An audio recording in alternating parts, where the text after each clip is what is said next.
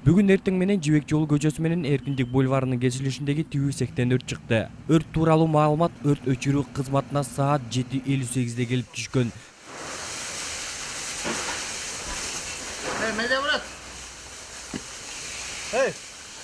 Эртең менен 07:58-те бизге неме түштү, чакыруу түштү. Жибек жолу 433 дарек боюнча. Биз бул жерге бир расчетный бригада келди. Келсек, оттун чоңдугуна байланыштуу биз дагы бир расчетный бригада чакырдык. 07:58-те болсо биз 08:04-тө келдик, 6 мүнөттө келдик. Келип экинчи немени чакырып бригаданы уже 08:57-де биз локализация бердик. Бул локализация, то есть бул өрттү басып калды, уже курчап калдык дегенде эч кандай жабыркаган кишилер жок, распространение болгон жок. Өрттүн неден чыккан себебин аныктай алдыңыздарбы? Биз эми аны биз аныктай албайбыз. Аныктай турган атайын өзүнүн немелери бар, кишилер бар да. Болжол менен коротко замыкание эле болушу мүмкүн. Анткени бул жакта эч ким жок болгон ошол убакыттачы. Анан коротко замыканиядан бөлөк десе болушу мүмкүн эмес.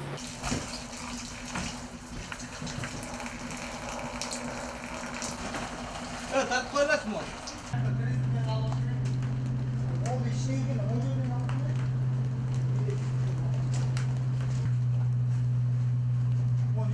Тигүү сектин үстүнкү кабатында убактылуу батирде жашагандардын тиричилик буюмдары күйүп кеткен. Мой эшик бек болуп калган да ошондо, Ушул эшикти бекитип. Үйдө кимдер бар эле? Үйдө кызым неберемди мектепке алып кеткен. Андан дагы ай мен уктайм келгенде ачып аласың деп бекитип койгонум tutsun аны. Эшигимде калып күйүп атат, кызым ачам. Эмне сүйлөгөндө билбейм, күйүп атат эле деп. Элестетчү балам. Түбүңдөн күйүп атканын эшигиң тусуң бек болсо. Анан кирип кошуна кирип эшикти жара тееп, кошуна кирип кошуналар жара таап киришти. Эшиктен чыктык. Күйүп кетет деп корктум, күйүп кетет экем деп. Терезе ачылбайт болуш керек. Эшик тегибек, ой жүрөгүм түшүп калбадыбы?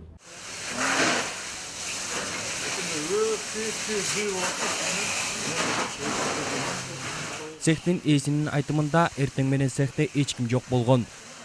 Арендатормун. Ошол цехтин казайыны. Бул жерде биз ушу 2018 январ 1-январдан баштап келгенбиз бул жерге арендатор болуп. Эртең мененки саат 7:50 чамасында иним келип, ошо чок чыккан, замкания чыккан, светтен замкания чыкканын көрүп калган. Көрүп калып, анан кийин соседтерди ойготуп, пожарниктерге чалган. Пожарниктер келчекте от туталып, ошентип өрт кырсык болуп кетти. Канча машинаңыз бар эле Шевени 25 машинка бар эле ичинде. Анан кийин товарларыбыз да бар эле, урлондорубуз да бар эле, учулдук. Ошо бир аз жакшы эле расход болуп атабыз. 7-8 миң долларлык общий немелери бар эле да. Машинкаларыңыз эми жарабай эле иштет. Машинкалар жарабагандары да көп да, эми жарабай калды, уже баягы суу түштү, немелер түштү, олордун моторлору күйүп калат да. Товарлар, урлондор полный күйүп кеткен. Biz Rossiyada öldük. Yani biz tuğandar oluruz. Anam biz hazır ile geldik. Biz cana jetlerde gelip, paşamitler gelip öçürtkan malda geldik de.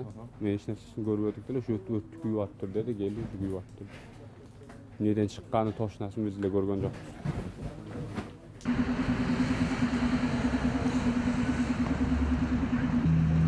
Өрттүн кесепетинен коңшу жашаган бир аял түтүнгө ууландым деп тез жардам кызматына кайрылган. Biz buyakta üylerin esileri olabız. Yankaeva Fatima Ismarovna. Үйүнүн номери Жибек жолу 433. 6 түтүн жашайбыз бuyakta. Bir 4 жылдан бери, 4 жыл мурун bir киши 2 квартираны сатып алган да. 3-чү, 4-чү квартираны сатып алган. Ал квартираны болгону bir 2 комнат үй болчу. Бул биздин площади 13 сотка. 13 сотканы бул общий дворго карайт экен. 4-5 жылдан бери соттошуп атабыз. Эч результаты жок. Мына бүгүн болсо результаты болуп атканы, мына күйүп атканы ошол кесепети болуп атат. Бул киши жер эмнени салганы үй без проекта. Полностью биздин общий дворду салып алды. Незаконно. Муну документи нулевой. Бир эчтекеге эмне кылбайт. Оформление башка балага жазып койду. Өзү эси болсо контролдоо эле бияктан 20 түтүн эмне квартиранттар жашайт экен. Бир канча площадьти швейный цех элеп жүрөт экен. Бул швейный цех налоговый чакырдык, санэпидстанция чакырдык, мэрия, МТУ туалетти менин эшигиме салып алды. Эшик алдына салып алды. Өзүнүн площадьына салган. Канализация жок монуку. Быйыл кыштата суу жок болчу ошол кишиде, том калды.